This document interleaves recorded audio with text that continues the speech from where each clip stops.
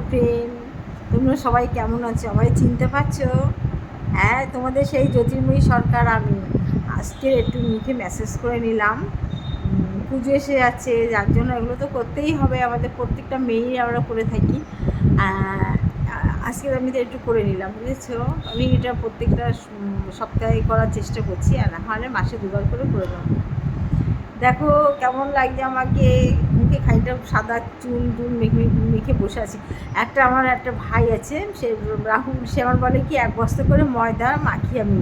তা যাই হোক, সেই ময়দাটা মনে হয় এখনই মেখে বসে আছি। তোমরা দেখো, এখন মনে হচ্ছে সেই ময়দাটা মেখে মেখে বসে আছি। যাই হোক, কালকে আগামী দিন মহালয়া, সবাইকে জানাই শুভেচ্ছা আর আমার আন্তরিক অভিনন্দন। সকল ফ্রেন্ডকে জানাই মহালয়ার আগে অগ্রিম শুভেচ্ছা আর আমার আন্তরিক অভিনন্দন। তোমাদের দিনগুলো সব ভালো কাটুক, পুজোর সময় তোমরা খুব আনন্দ করো, সেটাই আমি চাই।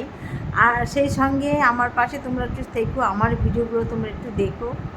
আর কি বলি বলো, আর খুব ঘোরাফেরা করো, বেশি বেশি করে খেয়ে নাও।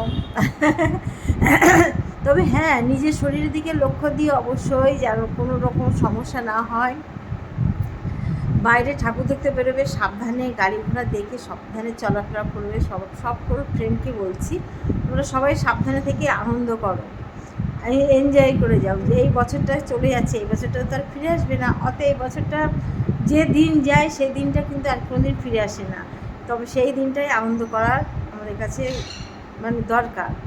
সেই দিনটা আমি আর খুঁজে পাবো না, ফিরে পাবো না।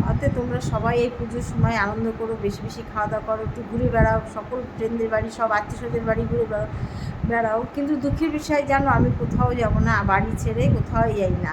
যেহেতু আমার বাড়িতে কতগুলো পোষ্য আছে, নইলে তো বাড়িটাকে পুলিশের পাহারা দিয়ে রেখে আমি যেতে পারি, কোথাও বেড়াতে যেতে পারি, কিন্তু যেতে পারবো না। পশুগুলোকে কে দেখবে? ওরা কি পশুগুলোকে দেখবে না।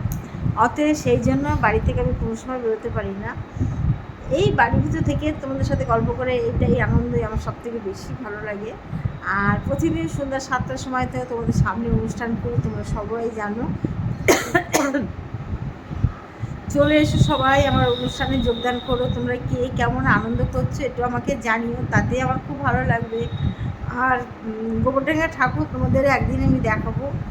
সব কটা গোবরডাঙ্গা ঠাকুর আমি একদিন দিনের বেলা কি দেখাবো, রাত্রে আমি বেরোই না, খুবই কম, কারণ ওই ভিড়ের ভিতরে আমার ভালোই লাগে না। এত ভিড়, বাপরে বাপরে, কি ধাক্কাধুক্কি দিয়ে ফেলে দেবে, কে কোথায় দৌড়াচ্ছে কী করছে পাওয়া যায় না। হ্যাঁ, আমার ভালোই লাগে না। ওই জন্য দিনের বেলা যাবো, গিয়ে তোমাদের গোবরডাঙ্গা ঠাকুর একদিন দেখিয়ে নিয়ে আসবো, দেখাবো, তোমাদের কথা দিলাম। দেখেছো? দেখো দেখো আমার মুখটা দেখো কেমন দেখাচ্ছে। যাই হোক, আর কিছু বক করবো না। তোমরা আমার ভিডিওগুলো প্লিজ দেখো। আগামীকাল মহালয়ার সময় এই সামান্য একটু ভিডিও করেছি, দেখো। তোমরা একটু কমেন্ট করো সবাই, তোমাদের কমেন্টে আমার উৎসাহটা আরও বাড়ে। তোমরা সবাই পাশে থেকো, ঠিক আছে বন্ধুরা? ভালো থেকো, বা